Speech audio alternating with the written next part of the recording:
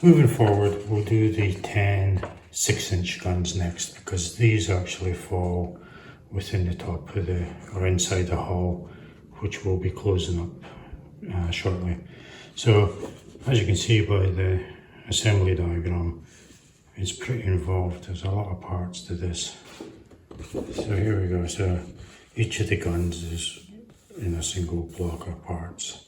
But what we'll do is we'll cut them all out and then do them assembly line. And then we've got the paper barrels, which need to be rolled. You can see, need to be rolled in a 3mm tube. This will be the first time I've done paper barrels. I've always used brass ones, but I don't have any for this one, so we'll have to do it manually. So first things first, we'll cut out all the parts. Okay, so what I've done is I've separated them all into their individual guns. But because we'll be working on multiple parts at the same time, what I like to do is I like to free all the parts, and then I just use these paper baking cups for cupcakes or whatever, and we'll cut them all out and put them into individual cups. Once we've got that, all the parts separated, what we'll do is we'll look at the ones that's got an additional action on them. So we'll do all the folding first, and then these ones with the asterisks, they get doubled up onto the paper. So there was a lot of extra waste paper on the edges, so we'll just use these to glue onto.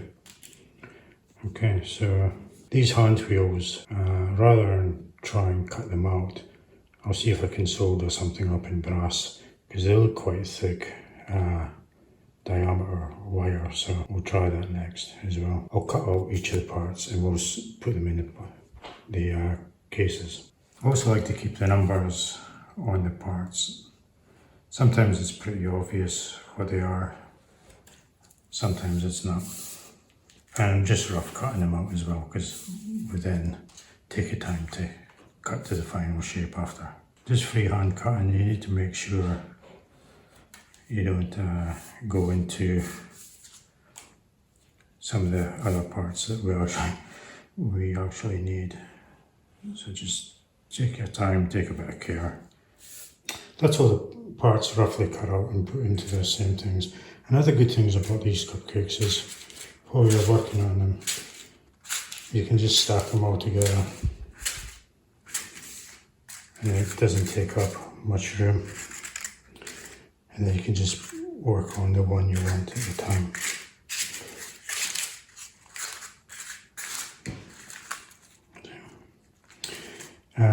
These two I've kept together just because I'm going to have to take time cutting out the curves, and the more material around it, the easier a curve will be to cut. If I trim it out too quick or too much, it makes it a bit more difficult trimming a curve. And these two here, although we've got a left and a right, because they're both folded on the same line, it'll be easier to fold them in one hit and then separate them later. So I've kept that ones together as well. So the next stage now is to go through, pull out all the ones where we have to fold and double up, and we'll do that now. Okay, so we'll start with all the folded parts first, and then we'll do the laminated parts, because that will allow us to start cutting out the other parts while we wait for the glue to dry. So for the folded parts, remember each different item's got 10 of. We have quite a number. So what we'll do is, I'll show you just one of one type, and then I can go off and work on the rest of them. So, same as the deck cabin video, what we want to do is score the fold line. And we want to make sure it's right in the center line, because when you fold it, if it's not, there'll be a bit of a mismatch. And we want to just do a few scores very lightly. We don't want to go all the way through.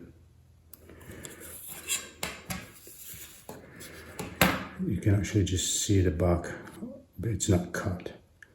And then we'll fold it over. So just using PVA glue again.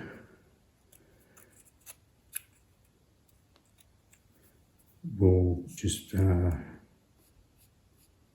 paint it on the back on one side. And then we'll fold it in. What we'll do is we'll put this between the glass now and let that go off. So I'll go off screen and do the other 79 folds and glues. For the parts needed laminating as per the asterisks on the part number. We have 3 different types of parts that need laminating. So it's another 30 parts we need to do. And again, I'll just show you one. What we need to do here is this is just a strip of paper. It came from the actual parts when I was cutting them out. So to laminate, again, we'll just use the PVA. We'll just moisten that. And then we'll just place that on. Okay. And then I'll just work my way along with all 30 parts. And then what we'll do is, again, similar to the folded parts, we'll just stick this under the glass.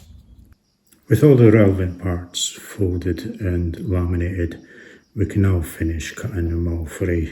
I'm not going to show every single part, because a lot of them are pretty straightforward, just requiring simple straight cuts, even if they are a bit small. But I have selected some that require more than straight cuts, whether they're curved, circular, or a bit small or hard to cut out by a straight cut. And these methods can be used in the other parts as well.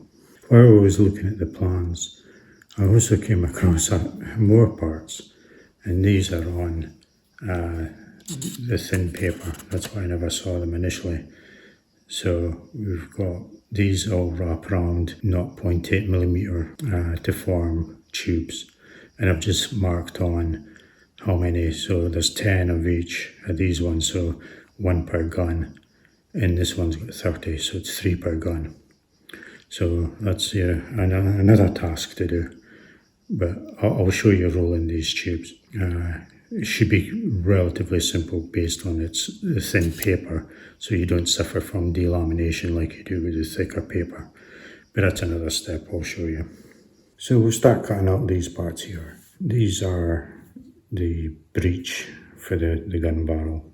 On these little parts here where it's got lots of shapes, the best way for myself is to use the chisel. We come in vertically. Now this part's double thickness, so we need to make sure we can get all the way through. And we just keep working our way around. This chisel that I made, it's just over 0.5 mil wide. I think it was about 0.57 or something, but and then each cut is kind of half the one before. So you're only doing half a cut, which is good for the curve.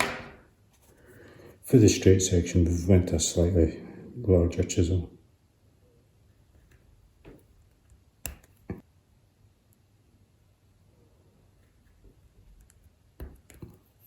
Hopefully this should just free it up.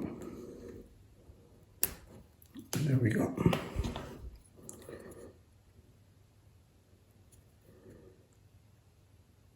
So because this part's black, we need to paint the edges.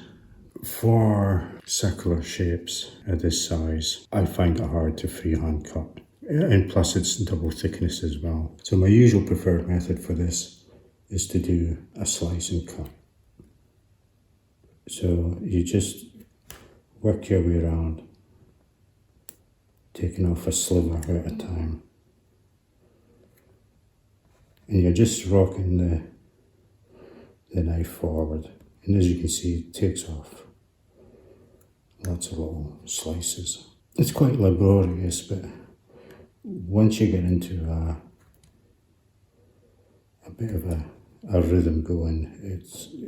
You can get up to fairly quickly. I'll remove the bulk of the material here because it's the slicing cut's more for just pairing off little parts. Hopefully you can see that.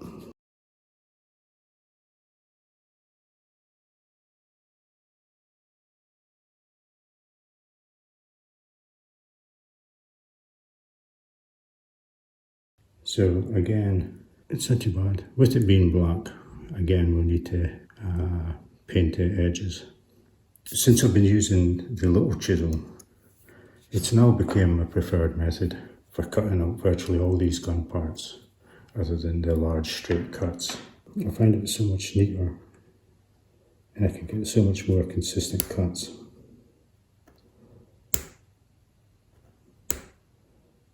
And again, the speed's picking up the more I do this. With the double thickness parts, you need to be mindful of going all the way through. Single thickness parts is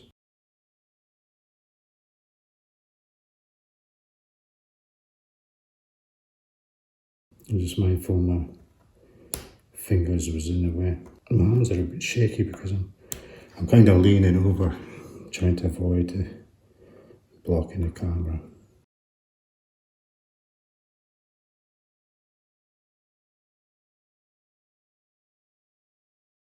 And hopefully that should be the part. There we go. So I find this a lot more neater and consistent using the chisel. So the chisel's, this little tiny chisel, it's not my preferred method for cutting out virtually everything now. So for painting, I'll just use, as in the Borodino videos, this watercolour set. And as you can see, the black is well used based on the hull colour here. This brush looks really, I guess, big and chunky, but as long as it's got a nice firm tip, and because it's watercolours, you can load a lot of paint on within the brush. And as previously, we come in from the back edge, so any slips doesn't paint the front of the part. But normally you'd work from the back edge or the back side. And then we just spin it around.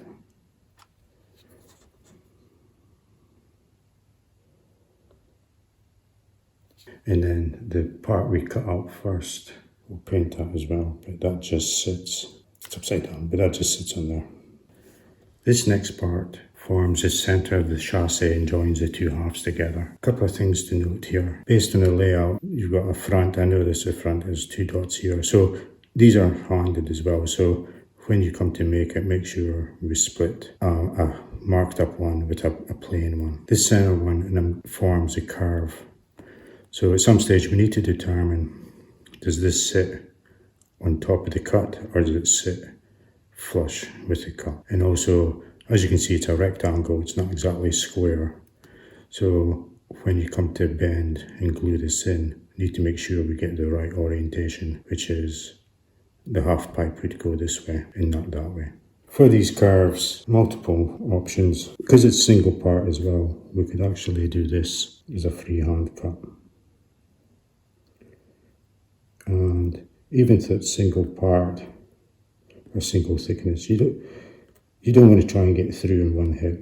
We want to take multiple light cuts. I'm not a fan of freehand, I'm just not good at it. The other alternative is to use like a piercing action, and this is almost like a sewing machine where you just press the tip through and then you kind of slide it forward. This works quite well for single thickness internal curves. So that looks quite good. But like I said, my new favourite method now is the little chisel. And with this we can just easily follow the cut.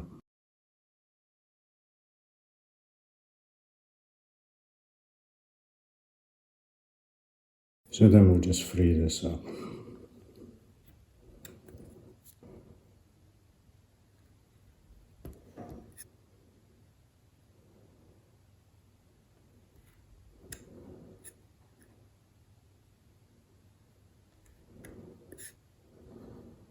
And there we go. For cutting out squares or straight lines, if it's a relatively small part, you don't need to use a ruler. You can just use your knife and just trim it to the line. And even if you're a bit off, you can actually get very fine slices. It's very quick. So just line it up. Just line it up on the line. That's it.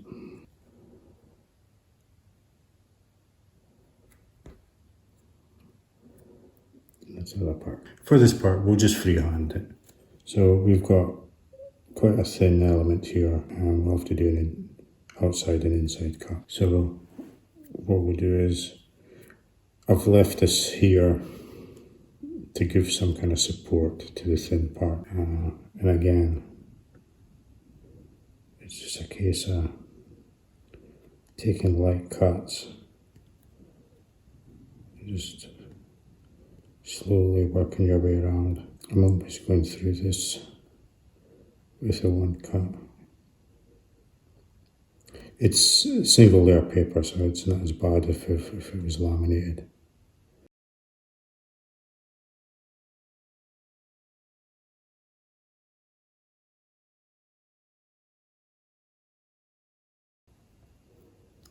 And I think that's it free. So just the same, working on the outside edge.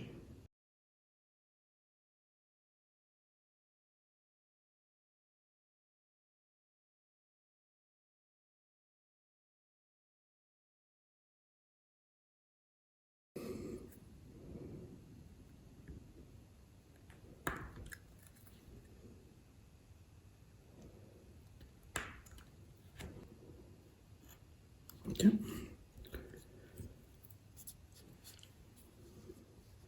So there we go. Best or neatest, but again, with a bit of practice, we can improve that. For the other part, again, we can just freehand this, or do slices, or piercing, or chiseling.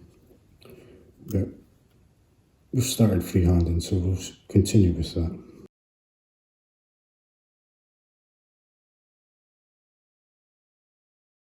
I found in the paper, which you don't really notice while you're doing other methods of cuts, except freehand curves and like piercing cuts. You sometimes encounter like a little hard knot within the paper, which is very strange because you'd think it would be like uniform. Like I actually found one there, it kind of knocks the blade. So that's a lot neater. For the remainder, I'm just going to use a chisel. It's the neatest method for me. When I'm doing the chiseling, I prefer to use a block. And it saves, because it's hard surface, it saves the surface of the paper distorting as it sinks into the paper before the chisel actually makes a cut.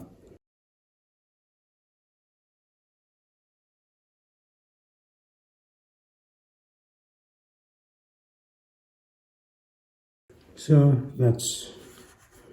this is the gun mount where it fits on the deck. So the gun pivots around this point here and runs on this strip here on rollers, so you can point a gun.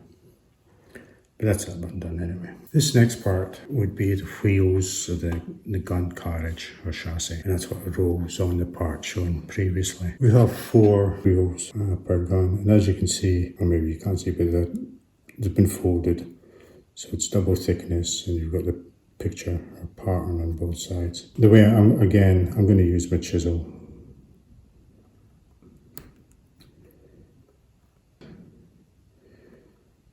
You could actually separate each wheel individually, and then using a straight cuts or piercing cuts, you could probably free it. The chisel for me is the most obvious, or easiest way I should say, for my skill level, which isn't that great.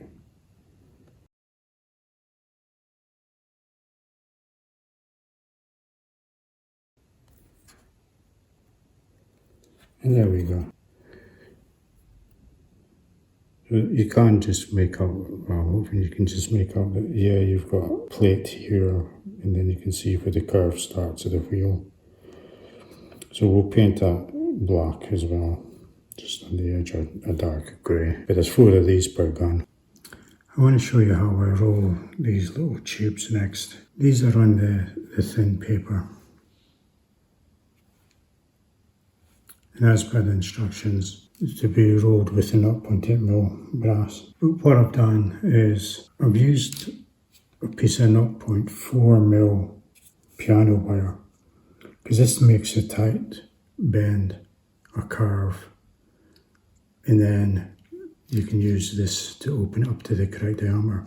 So what I did was pushing down on the foam in the wire really hard. I tried to roll it as a continual tube. So if you roll it in one, you've got a tube that's less than the 0.8, but greater than that one. So once you feed the correct 0.8mm, it opens up a wee bit. So with the tube formed, we can now just glue this edge here. It's good having the white paper because there's no printing to worry about getting damaged. And then with that, we can just roll it.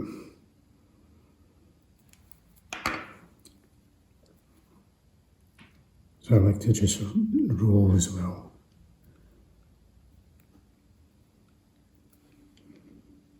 And as you can see, that's that one formed.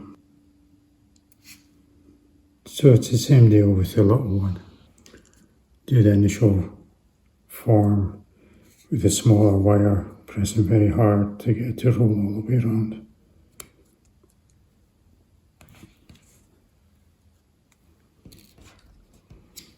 And then use the correct size brass rod to feed it on. Just open it up a wee bit to get the brush in with the glue. Oops.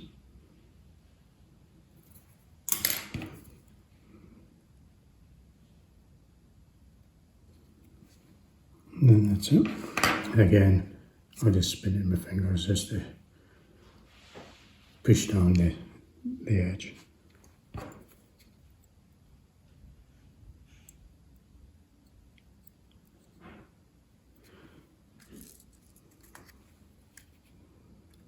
That's it. And now on to my greatest fear, which is the rolling the paper barrels. This is on the thin paper. I think previously I said it had to be rolled round 3mm. It's actually 1mm. This is the start of the rolling process here. Now, what I did find was the circumference here of 1mm is too big. It doesn't allow this to fully wrap around the 1mm. What I've worked out is you can actually use 0.8, which this is, instead of the 1mm. Here's one ready for rolling. So I've actually rolled 2 previously. Here's my very first attempt at rolling a paper gun barrel. On the whole, it's not too bad.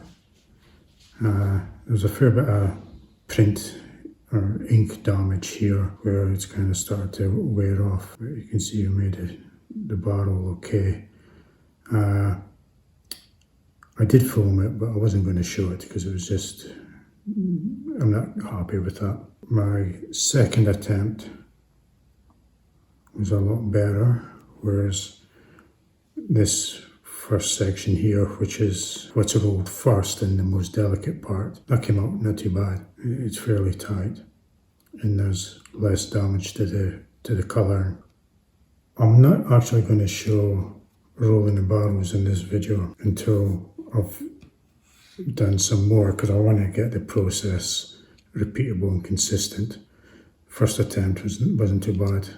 I changed it up slightly and this is a lot better, but I want to try some other things. But what I did do for the second one was I started rolling here at the beginning of the roll, and then once I got the curve in, I actually tucked the center in first and then tacked that with some glue.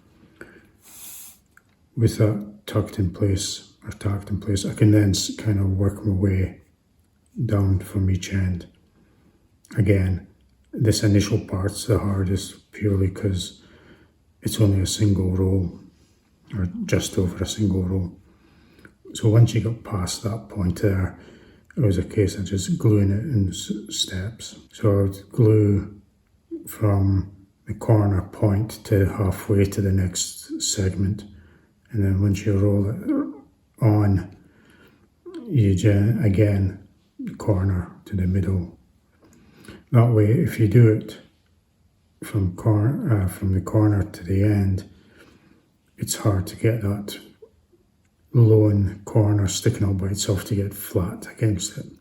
So if you go past that point, you've got something to work with to push it down if it's a bit, if it's not tacked so well. And essentially that's all. And then once you go to this end part, that wraps around. I believe that forms the band here, which is the mount in the chassis. Like I say, I'll keep rolling the other ones, and then once I'm happy with the process, I'll show that in the next video. So here's all the parts laid out for one gun, and I'm going to actually end the video at this point because of the sheer volume of work involved. So we've got 35 paper parts, and it's 11 or 13 brass wire parts as well.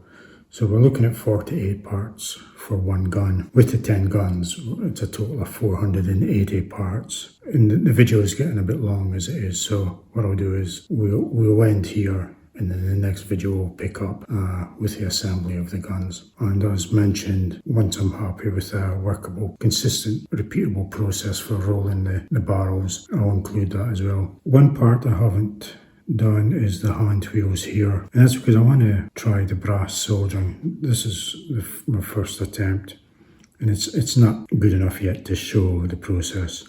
So again, once I get that down, a repeatable process I'm happy with, I'll show you the making or the soldering of the hand wheels as well. We'll end the video there, and we'll pick up again in the next one. Thanks for watching.